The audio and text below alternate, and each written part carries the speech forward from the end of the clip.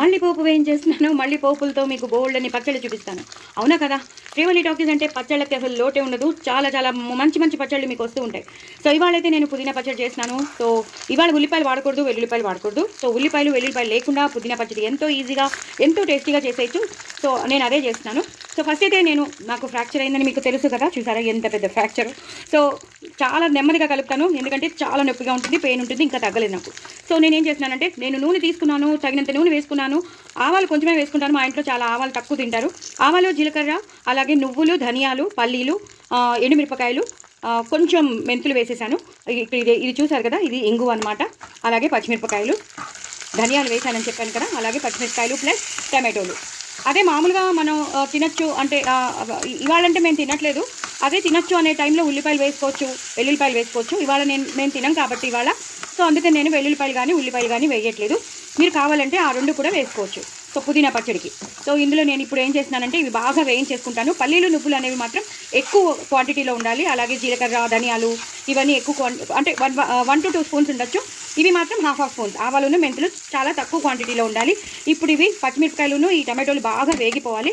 చూసారు కదండి, బాగా వేగిపోయాక నేను కరివేపాకు వేసుకున్నాను, కొంచెం కొత్తిమీర వేసుకున్నాను. ఎక్కువ అక్కర్లేదు, కొంచెం వేసుకుంటే చాలు. ఇప్పుడు నేను తగినంత ఉప్పు వేసేసుకుంటాను.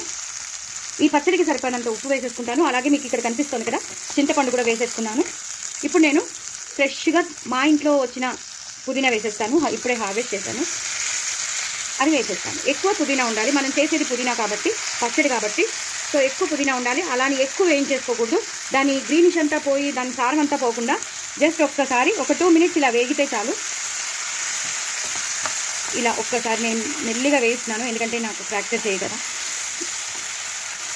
చూసారు కదా, ఇలాగా ఒక్క 2 నిమిషాల్లో వేగిపోతుంది అనమాట.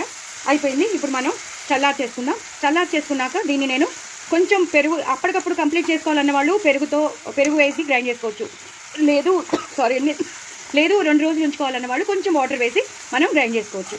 సో ఇది ఇప్పుడు పుదీనా కూడా బాగా వేగిపోయింది కాబట్టి దీన్ని చల్లార్చుకున్నాక నేను మిక్సీలో వేసుకుని గ్రైండ్ చేశాక చూపిస్తాను. ఉంటుంది టిఫిన్స్లోకి, దోశ, ఇడ్లీ, ఊతప్పం, దిబ్బ రొట్టి ఇలా అన్నింటిలోకి బాగుంటుంది. ఓకేనా? సో ఇది బాగా గ్రైండ్ చేశాక మీకు చూపిస్తాను. వేగుతుంది. పుదీనా పచ్చడి అంటే కొంచెం బెల్లం లేకపోతే ఎలాగా, సో పౌడర్డ్ బెల్లం కొంచెం వేసేసాను. సో చాలా బాగుంటుంది. ఇప్పుడు నేను బంద్ చేసేస్తాను. బంద్ చేసేసాక బాగా చల్లారిపోయాక గ్రైండ్ చేసేసుకున్నాక మీకు చూపిస్తాను. ఇలా తయారవుతుంది పచ్చడి, అద్దరిపోతుంది, చాలా చాలా బాగుంటుంది. పైనుంచి నేను ఇంకా పుదీనా గార్నిష్ చేసేసుకున్నాను. ఇలా చేసేసుకోండి, ఎందుకంటే ఫ్రాక్చర్తో నేను ఎక్కువ కదపలేను. సో ఇంకా వేరే పోపు వేయవలసిన అవసరం లేదు, తిరిగిపోతుంది, ఏమనుకోద్దండి. సో ఇలా చేసేసుకోండి. ఎంతో మనం ఆ పల్లీలు, నువ్వులు వేసిన మూలంచి చాలా చాలా టేస్టీగా ఉంటుంది. మరి చేసుకుంటారు కదా ఇంట్లో, పుదీనా, టమాటో ఉంటే చాలు, చింతపండు వేసేసి చేసేసుకోండి, అద్దరిపోతుంది. టిఫిన్స్లోకి, అన్నంలోకి, అన్నింటిలోకి బాగుంటుంది.